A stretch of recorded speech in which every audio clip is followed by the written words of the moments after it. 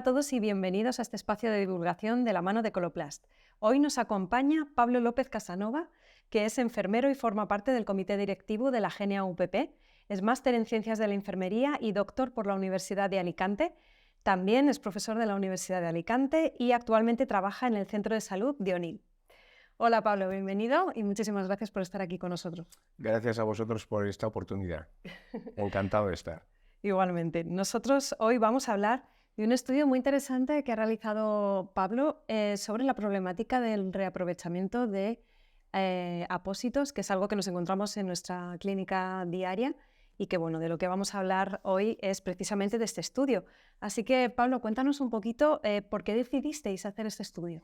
Bueno, este estudio en realidad se enmarca en un grupo de investigación que estamos analizando, pues bueno, qué es lo que las enfermeras hacen con esos recortes de apósitos, qué hacen con lo que les sobra, si lo utilizan bien, si los administran bien o si en realidad, pues bueno, estamos siguiendo, pues bueno, lo que siempre se ha hecho así. Este estudio forma parte de otros 3 estudios más. Se han publicado 2 estudios, y ahora estamos en la recta final del último estudio, que es un estudio bastante interesante sobre cultivos, si estos apósitos, pues bueno, pueden contaminarse o pueden no contaminarse, sobre todo para ayudar a las enfermeras después en la práctica, una práctica segura para el paciente, en el cuidado de las heridas. Y bueno, todo esto parte sobre todo pues, de la legislación, de la normativa que tenemos actualmente.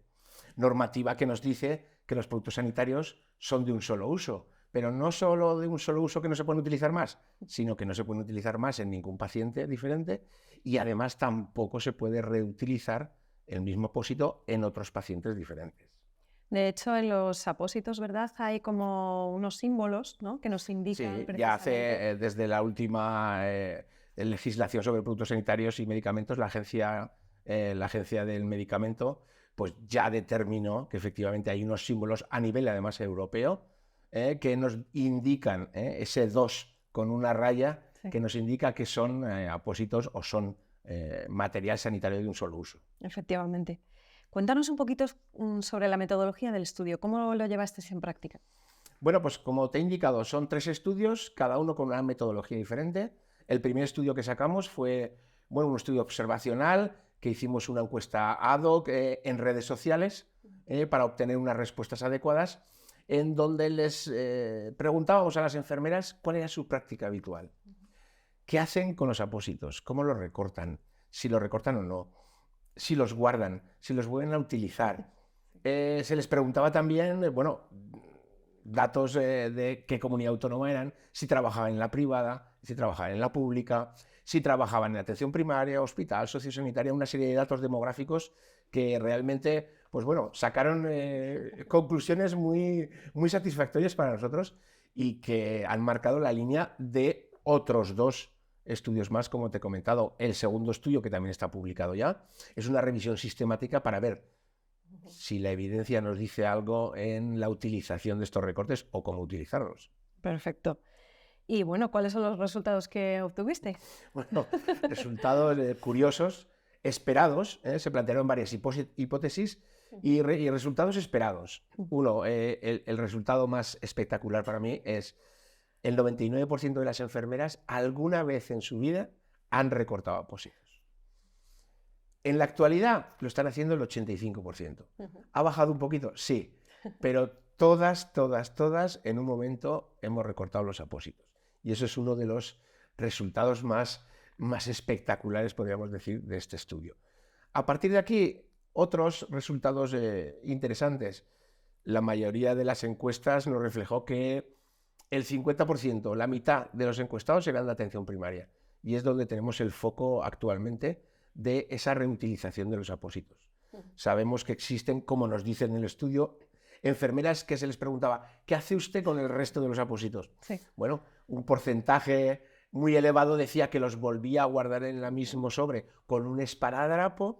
Otras enfermeras que decían que se lo daban en una bolsa de estas de zip, o una bolsa estanca al paciente, para que lo guardara. Y otro dato curioso fue que muchas enfermeras disponían en sus centros o en los hospitales o en las residencias sociosanitarias de un cajón o una caja para guardar estos recortes de apósitos. Eso es muy curioso, porque realmente está reforzando esa mala praxis Sí. absolutamente desde el propio centro, ¿no? Muy Otro, interesante. mira, vamos a apuntarlo, otro de los interesantes resultados fue que las enfermeras, a pesar de saber que posiblemente los apósitos se contaminen Ujú. y tengan un efecto en el paciente, Sí. volvían a recortarlos. ¿Y cuál crees que es la razón que lleva esta mala praxis? Lo que nos decían las enfermeras y es lo que vemos todos los días. Falta de apósitos muchas veces, Ujú. de cantidad, falta de la medida Ujú. exacta para la herida que tengo. En muchas ocasiones los apósitos son más grandes, tenemos que recortar para adaptarlo a la herida y ese recorte, lo que dicen las enfermeras en el estudio, Sí. la inmensa mayoría tenían el síndrome de la culpabilidad, ¿no? Ujú. De Sí. desechar ese apósito, tirarlo a la basura, porque en realidad, según la normativa, no se puede volver a utilizar. Claro, pero es verdad que en el propio artículo, no sé si habláis de cuál es el precio de los apósitos y que quizá hay que romper ese estigma, ¿no? De que los apósitos son tan caros que no se puede hacer una buena praxis, ¿no? Efectivamente, en el estudio, aunque no sacamos el precio, porque sabes que no hay un Claro, precio estándar sí. a nivel nacional, pero sí que después en las formaciones que hacemos sobre este tema Ujú. incidimos en que muchas enfermeras no saben lo que cuesta lo que tienen entre Eso manos. es. Y sin embargo tenemos otro material en los centros de salud, en los hospitales, que son mucho más caros Ujú. y que desechamos Tan alegremente, sin ¿no? ningún Sin ningún complejo. complejo, ¿Eh? efectivamente. Muy bien, ¿y cuáles serían las principales consecuencias negativas, aunque creo que ya lo has comentado un poquito, de este reaprovechamiento de apósitos? ¿Por qué no se debe hacer? La principal, que de eso trata también el objetivo del segundo estudio, la principal es que se supone que se pueden contaminar Ujú. al romper esa barrera de esterilidad y al saber que se pueden contaminar, la seguridad del paciente está en juego. Si sabemos o presumimos que se puede contaminar y que puede contener bacterias, hongos, elementos que pueden interferir en esa cicatrización de la herida, estamos poniendo en peligro también pues, la herida de ese paciente y su vida. Es un problema de seguridad, eso está claro. Ahora quería preguntarte, ¿por qué no se deben recortar los apósitos con múltiples capas y qué apósitos sí se pueden recortar? Porque a veces hay un poquito de confusión respecto a esto. Pues mira, lo primero, como yo les digo muchas veces a la gente, lee las instrucciones. Ajá. Dentro de cada caja de apósitos hay un papelito muy gordo con instrucciones en todos los idiomas de la Comunidad Europea, en donde nos dice prácticamente el 99% de estos prospectos si se puede o no se puede recortar. Esa es la primera base, leer las instrucciones, leer todas las indicaciones. Y ahí nos va a dar prácticamente el 85% de la información, ¿no? A partir de aquí, puede utilizarse la lógica aplastante, ¿eh? Y bueno, todos los apósitos que llevan borde, por supuesto, no son recortables, no son subsidiarios de pasarles una tijera, porque sus características se alteran. Y al alterarse las características de mantener una temperatura, una humedad adecuada, etcétera, pues ese apósito no hace la función que tiene que hacer. Después, los apósitos que contengan, por ejemplo, como tú has comentado, diferentes capas de diferentes elementos, que están sellados, termosellados y unidos para que cada capa tenga su función.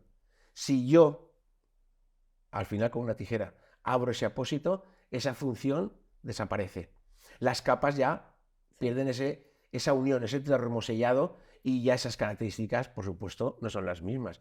Y después, por último, ¿qué podríamos decir? Bueno, apósitos que contengan algún medicamento, apósitos que contengan algún gel, alguna partícula que se pueda derramar en la herida, como por ejemplo pues, apósitos de carbón, y siempre, pues dentro de todos estos grupos vamos a encontrar algún elemento que se podría recortar, pero son casos aislados. Sin embargo, hay otros apósitos que sí están preparados desde el principio para poder ser recortados, ¿verdad? Efectivamente, todos los apósitos que estamos utilizando, pues que son de fibras, o apósitos de alginato, o apósitos que realmente no tienen varias capas, no tienen algo que les cubra o que les selle. Esos apósitos, por supuesto, se pueden recortar. El problema es qué hacemos con los recortes. Y Pablo, ¿puedes contarnos un poquito qué descubristeis en la revisión sistemática, ¿no? ¿Qué otros estudios ha habido sobre el tema y qué resultados han obtenido? Mira, la revisión sistemática, al principio recogimos muchos artículos, pero nos quedamos con 8 artículos principales que nos hablan desde la colonización del material, desde qué tijeras tengo que utilizar para cortar o no cortar, y cosa curiosa, desde el almacenamiento. ¿Qué hago yo con el recorte? ¿Dónde lo pongo? ¿Cómo lo guardo? Y si soy exacto para hacer las cosas como tendría que hacerlas. Sí. Recortar con tijera, no recortar con tijera, estéril, no estéril. Esta es una de los mitos, podríamos decir, ¿no? Ay, si la tijera es estéril, podemos utilizarla. Ya, pero entonces el coste del apósito no sube demasiado, tenemos que esterilizar la tijera, etcétera. Después que se dieron cuenta en una revisión sistemática, en un estudio, que aunque lo recortábamos con tijera estéril, después el almacenarlo de una manera inadecuada hacía que ese apósito se colonizara. Wow. Se encontraron Escherichia coli, pseudomonas, hongos. En esparadrapos, hay un estudio sobre esparadrapos que estamos también muy acostumbrados, aunque estamos fijándonos en los apósitos. Los esparadrapos que los dejamos colgados de la mesita, de la bata, vamos con lado, pues bueno, en un estudio in vitro que se hizo sobre esparadrapos para ver qué cantidad de gérmenes había, se encontraron los mismos, Escherichia coli, pseudomonas, hongos, que se iban repartiendo a lo largo de todos los pacientes. Y otro de los estudios que clarificó un poquito qué grado de contaminación y sobre todo la contaminación tiene que ver después con la infección de la herida. Eso de momento la evidencia no nos ha dado la respuesta. Solo hay un estudio in vitro que nos dice que posiblemente esa colonización de una infección de herida, pero no se ha hecho un estudio en vivo, sino que se ha hecho in vitro. Entonces puede ser teórico. Sí. Y otra de las cosas curiosas de estas revisiones o de estos artículos es que si nosotros recortamos apósitos de plata que se puedan recortar, los apósitos de plata son capaces de mantener la colonización a raya. Eso es un buen dato. Es un buen dato. Es un buen dato que con esto no quiero animar a que los recortes de apósitos de plata se guarden. Sí. Pero es un estudio, a ver, hay que coger el estudio también un poquito como lo que es un estudio in vitro. Y in vitro demostró que esa cantidad de antimicrobiano como es la plata era capaz de eliminar los gérmenes que nosotros podríamos estar manipulando. Claro, es que sí, parece que hay un gap interesante o importante en este área de conocimiento, que por eso precisamente creo que es tan acertada vuestra línea de investigación. Y quería preguntarte, ¿qué pasa cuando, por ejemplo, nosotros llevamos nuestro maletín de enfermero en nuestro coche con nuestros apósitos y ahí se queda el material durante, no sé, tiempo y vete a saber en qué condiciones, ¿no? ¿En qué condiciones? Pues es una pregunta bastante capciosa. Sí, capciosa porque yo soy el primero que antes de hacer todos estos estudios lo hacía. Espero ser el último y que todo el mundo tome pues bueno, normas higiénicas en todo lo que llevamos en los maletines particulares o maletines del centro y que los tenemos en nuestro coche. Lo que sí que ha demostrado la evidencia, y en eso todos los estudios que te he dicho en la segunda revisión sí que sacó a relucir, fue que el almacenamiento correcto era la clave. Si yo tengo un maletín donde llevo apósitos, los dejo en el coche, estamos en agosto, 40 grados el coche que puede alcanzar y mucho más, pues los apósitos no están en las perfectas condiciones. Esos apósitos posiblemente se oxiden, muchos, si llevan plata.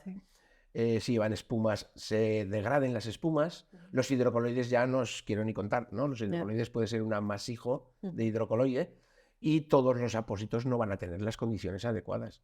Por eso, por favor, si me están oyendo, los de atención primaria, los maletines en los coches hay que tener mucho cuidado, por favor, o revisar el material muy adecuadamente. Exacto, sí, es una buena puntualización, la verdad, muchas veces no pensamos en ello.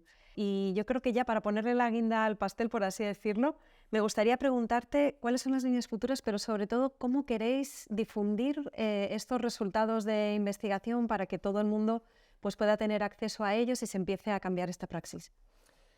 Bueno, lo que queremos, no me quiero olvidar, Andoni Carrión, Natalia Silva, los promotores y autores principales que tuvieron a bien contar conmigo para la realización de estos estudios y que va a plasmarse, pues bueno, en un documento que haremos este año entrante, un documento de posicionamiento por el GNUPP, junto con otras partes también que tienen que participar. Estoy ahora recordando, pues bueno, sociedades científicas de farmacia, porque nos queda todo el tema de qué hacemos también con los antisépticos, con las pomadas, que no nos hemos metido mucho en estos estudios. Y después, junto con, bueno, empresas, con administración, llegar a esos documentos, a esos protocolos, si quieres llamarlo, de buen uso del material, de qué se puede hacer, de qué no se puede hacer, y después ya implantarlo mediante, bueno, seminarios, congresos. Ya hemos estado en escuelas de verano, en congresos, con mesas redondas, donde los profesionales pueden en ese momento decir cuáles son sus problemas, qué es lo que hemos encontrado, y cuáles son sus soluciones. Y yo creo que entre todos, con una buena normativización de esto, podemos llegar a un buen uso adecuado de los apósitos, por supuesto. Estoy segura y me imagino que como los que estáis ahí detrás, estamos todos deseando que poder tener acceso, ¿verdad?, a estas guías, a estas recomendaciones para poder aplicarlas. Muchas gracias por haber estado con nosotros, ha sido un auténtico placer y gracias a todos los que estáis también al otro lado por vuestro interés, y seguiremos desde Coloplast divulgando y apoyando iniciativas pues, como la de Pablo López, que nos parece muy interesante y muy beneficiosa pues, para todos los profesionales y pacientes. Muchísimas gracias.